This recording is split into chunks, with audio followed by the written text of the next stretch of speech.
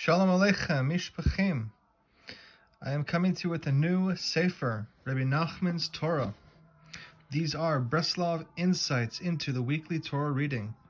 I am starting in Leviticus, Vayikra, because that is where I began my additional Torah study in. And I will begin with Vayikra. Parashat Vayikra, chapter 1, verse 1. He called to Moses. God spoke to him from the tent of meeting, saying, He called to Moses, meaning, it is customary to begin a child's Torah education with Sefer Vayikra, the book of Leviticus. The reason is that children are pure, and Vayikra speaks about sacrifices offered in a state of ritual purity. Let the pure come and engage themselves with the study of the pure. In a Torah scroll, the final letter Aleph in the word Vayikra, he called, is written smaller than the other letters. This is referred to as an Aleph Ze'ira, small Aleph. In Aramaic, the word Aleph means teach, and Ze'ira also connotes young or small.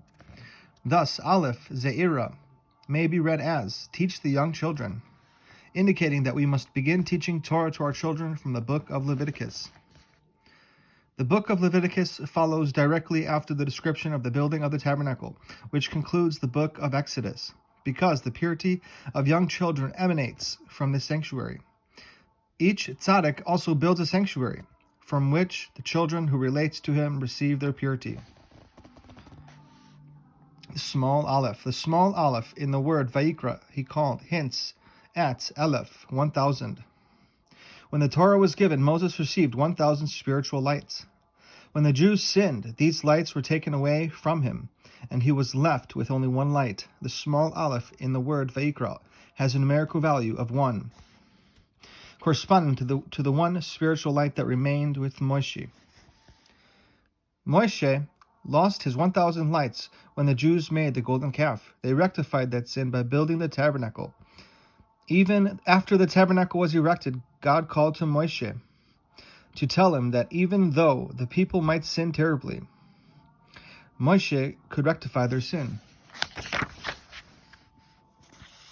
How? By steadfastly seeking out and finding the good, even the most minute measure of good in each sinner. As long as Moshe could find a single light of good within a sinner, he could arouse the Jews to God's call and restore those spiritual lights. Chapter 1, verse 2. Speak to the Jewish people and say to them, when one of you brings an animal as a sacrifice to God, bring it from the cattle, the sheep, or the goats. When one of you brings an animal as a sacrifice to God, the sacrifices correspond to the act of creation. When God separated good from bad, so too the sacrifices separate good from evil. When one of you brings an animal as a sacrifice to God, the sacrifices ascend to the Ein Sof, the Infinite One. As they ascend to such great heights, the animal sacrifices in particular have the power to rectify the lowest worlds. When one of you brings an animal as a sacrifice to God, a person's sins due to a lack of dat, which is knowledge. As our sages teach, a person sins only because the spirit of foolishness overcame him. To rectify this constricted dat, the offender must bring an animal sacrifice, reflecting the fact that animals lack dat. In this way, he shows that he is ready to sacrifice his animalistic tendencies. The Torah reiterates, Mikem min ha-behema, from you, from the animal, because the sacrifice must be from the animal within, from one's base characteristics. If you bring a sacrifice from the animal, you merit to be classified as man. A sacrifice to God. The sacrifices are considered the food of the king. This food counters evil desires, especially avarice. The sacrifices are also a form of charity, mirroring the concept of sacrificing one's wealth to God. Giving charity breaks the trait of avarice, since it helps a person recognize that all of his earnings are provided by God. A sacrifice to God. Each type of sacrifice was offered in its own special place in the temple. Some sacrifices were offered in the Holy of Holies. Others had to be slaughtered in the northern section of the courtyard, and still others were brought in the general area of the temple. just as each sacrifice had its own location. Each was meant to effect a different rectification or type of forgiveness. The book of Leviticus lists many types of sacrifices to be brought by the individual and the community. Following are the general categories of sacrifices. Olah, which is burnt offering, an animal sacrifice that is completely burnt upon the altar. Mincha, which is meal offering, an offering of fine flour, oil, and frankincense. Shalamim, peace offering, a fire offering of the fats and kidneys of an animal. Other parts are given to the Kohen, and the remainder is eaten by the owner. Chatat, sin offering. The blood of the animal is poured upon the altar, and the fats are also burnt. The rest is eaten by the Kohanim. Asham, guilt offering. Depending on the individual's means, this offering may be either an animal from the flock, 2 doves, or fine flour. Miluim, inauguration offering, an offering brought by a Kohen when he joins the service in the temple.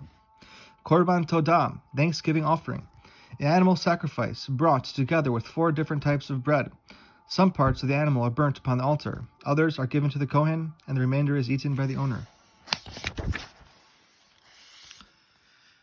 Korban Tamid, daily sacrifice. Each morning and afternoon, the Kohanim in the tabernacle and later in the temple brought a fire offering of a yearling lamb together with fine flour and oil. Ketzoret, incense offering, an offering of elevated finely ground spices, which was burnt upon the golden altar in the inner sanctuary next to the Holy of Holies. Chapter 1, verse 3. In his sacrifice is a burnt offering from the cattle. If his sacrifice is a burnt offering from the cattle, it should be an unblemished male. He should bring it of his own free will to the entrance of the tent of meeting before God. If his sacrifice is a burnt offering, the Olah burnt offering atones for evil thoughts. Olah literally means ascend. It can be associated with a person's thoughts that ascend into a haughty manner. Our sages compare haughtiness to idolatry. At one time or another, every individual finds his mind wandering during prayer. This state is akin to idolatry, in that the person has fallen away from his former state of closeness to God, and his mind becomes occupied with egotistical musings. His rectification is to bring an olah or its conceptual equivalent. The effort that he makes in bringing a sacrifice for God's sake helps him dissolve his arrogance and return to God.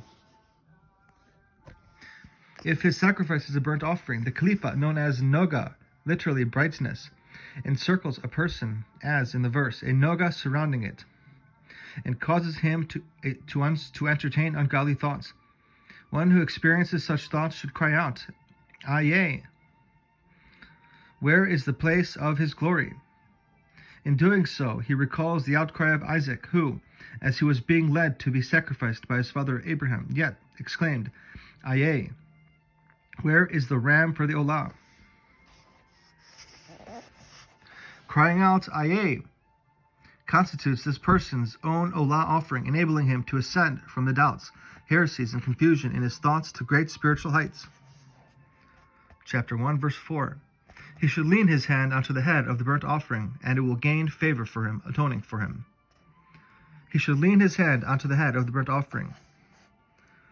One who brings a sacrifice must lean upon the animal and, as he does so, confess his sins. With that, one transfers his sins, which were caused by his animalistic tendencies, to the animal itself. The animal is then sacrificed, indicating that the person has sacrificed his base animalistic desires. Chapter 1, verse 5. Then he will slaughter the young bull before God. Aaron's sons, the Kohanim, will offer the blood, throwing the blood onto the altar all around at the entrance of the tent to the tent of meeting. The blood of the sacrifices. The animal's blood was offered upon the altar as an expression of regret for the hot blood that possessed the person and caused him to sin. The sacrifices. Today, even without the temple, we can still bring sacrifices. These are a person's unending desire and longing to serve God. So powerful are these positive expressions of will that they subdue the forces of evil.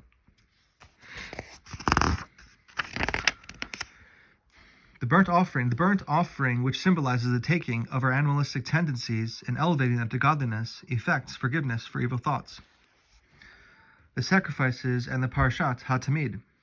Jewish law stipulates that we recite the Parashat HaTamid, the passage of the daily sacrifice, every day. Each day has its unique birur, process of clarification and rectification. In other words, each day is a new day, a new creation with its own unique qualities. A person, too, is a renewed creation each day. Therefore, man's responsibilities can change each day as God places him in new circumstances so he can improve himself in different ways. Furthermore, the new challenges that a person confronts accord with the rectifications he must make on that particular day. For on each day there exist possibilities to rectify sparks of holiness, and hitherto were unable to be rectified. We bring a daily sacrifice to separate the animalistic level from the human level and elevate the sparks of holiness embedded in the lower levels. During the day, sins cause a person to descend from the human level to the animalistic level, as our sages state. She committed an animalistic act. Let her sacrifice be that of an animal's feed. By offering a daily animal sacrifice, even symbolically, we sacrifice our animalistic behavior and tendencies and return to the human level. Even just reciting the Parashat HaTamid has the power to subdue idolatry and atheism. Chapter 1, verse 9, the innards and feet must be washed in water. The Kohen will cause it all to go up in smoke on the altar as a burnt offering, a fire offering, an appeasing fragrance to God. An appeasing fragrance. The phrase an appeasing fragrance is written in reference to an ox, a sheep, and a meal offering. This teaches us that whether an offering is large or small, God accepts it as long as the person's intentions are directed towards Him. Each person's perception of truth is different. This one has a broader outlook, this one a narrow outlook. But the sincerity of each one's devotions is all that counts. All right, and that is going to be Nachman's Torah. Breslov Insights into the Weekly Torah Reading from the book of Vayikra and the Torah portion of Vayikra. Have a wonderful day.